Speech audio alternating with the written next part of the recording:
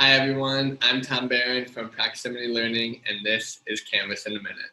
Today we're learning how to give extended time on an assignment. This is crucial for students with IEPs who have that as one of their accommodations. So we're in your grade book of whatever course you have.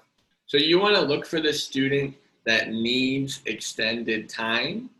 I have mine here. She's blacked out for privacy reasons, but here is the student score. We can click on that and then click on this little arrow. You see, it looks like she got 100 out of 100, but got some points off because it was submitted late. That's how we know it's blue. So we can click on this arrow here. Your student name will appear up here. And there's a grade. You see the late penalty in here. You see how many days it was late. So, how much time does this student get for extended time? That's something you're going to have to work out with your TA and according to their IEP. This student gets 2 extra days.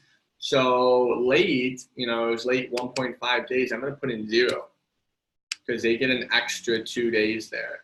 And there you see the grades automatically change to 100 out of 100. They no longer have that late penalty because they have 2 extra days to work on that.